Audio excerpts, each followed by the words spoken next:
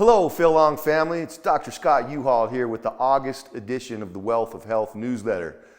Before we get started, though, I want to take a brief moment and say congratulations to Randy Gradishar. He's now a Pro Football Hall of Famer from Canton, Ohio, and we're really excited to be supporting of everything he does. And the reality is, wellness is part of what got Randy to the Hall of Fame. Physical wellness, social wellness, emotional, intellectual wellness, all these things that we've talked about are paramount to focusing on becoming a professional football player, and our buddy Randy's a pretty good one. So before we get started, I want to say kudos to Randy. Congratulations, buddy. You're a Hall of Famer. And speaking of football, the fall's coming, and it's a good time to transition from the summer activities to the fall activities.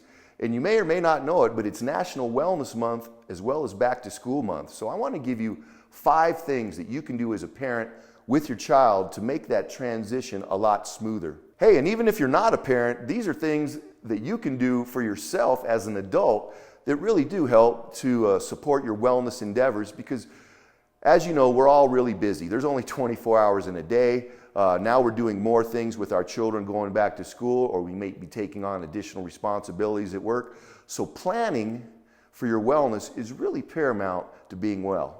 The first thing that I'd like to share with you, and this is going to be a hard one, but it's to get your children and even yourself on a regular sleep schedule.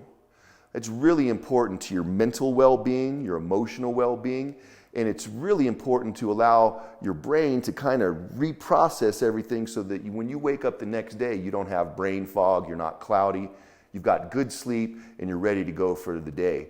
Some things that you can do is start going to bed at the same time every night. Wake up at the same time every morning. Have the room cool, have it dark.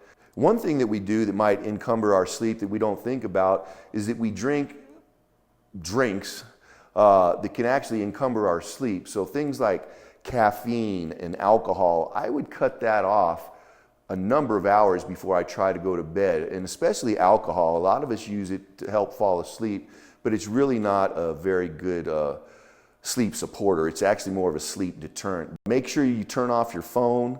All of these are good for quality sleep. And it's really important to practice them, not just be aware of them, but actually practice them. The second thing that I'd like to talk about, and it's pretty easy to do, it's a little bit time consuming, but it's truly important, and it can dramatically increase the nutritional profile and your child's activity, brain levels, and everything. And that is to eat good food. I don't have anything against school food, but a lot of it is processed food. It's what I call white carbs. It's pizza, it's hot dogs, things like that. I mean, it's nutrition, it's calories, if you will, but there's not a lot of nutritional value in there.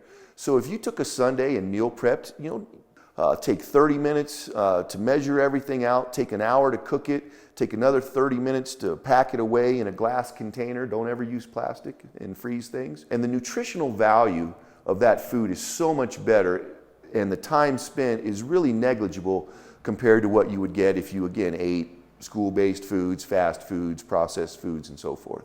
The third thing I'd like to say, obviously it's a no-brainer. We're here in the Motor City Fit Factory, but it's really important to stay active. Recent research shows that people that are sedentary or inactive, you have a job where you sit, or your children are in school most of the day and they sit. Sedentary lifestyles has a significant influence on your long-term health. It can shorten your overall life by up to 3 years. So being sedentary throughout the day is not good.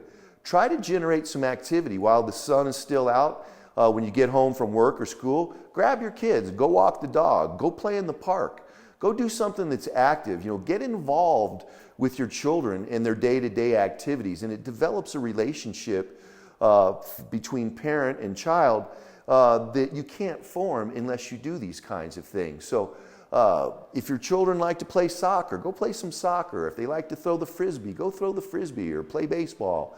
Try to do those things and incorporate them daily. That improves the quality of life. Again, that's part of physical wellness, part of intellectual and emotional wellness.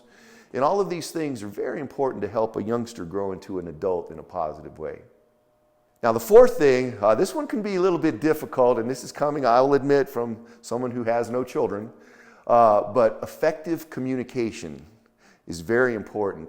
Talk to your children, understand, listen to what they're saying, be involved with what they're doing, and if they say something, follow up on that and ask them, tell me more about that, or why do you feel that way? Getting involved with your children's day-to-day activities is really going to be helpful in strengthening the bond that you have between them. Nothing but good things will come out of that. And the last thing that I'd like to mention, and this is not only for children but adults too, is get your medical checkups, get your annual physicals, get your annual blood work that checks your cholesterol, your triglycerides, your glucose. It can also look at your liver and kidney functions. Those two organs are critical to helping us better understand how your overall health is going on.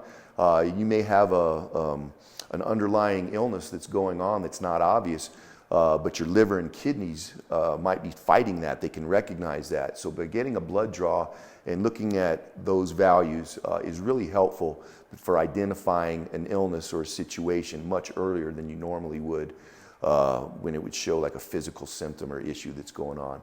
Thanks again for watching the Wealth of Health newsletter in August, and September is right around the corner and we'll have a lot more information coming to you. So we'll see you then.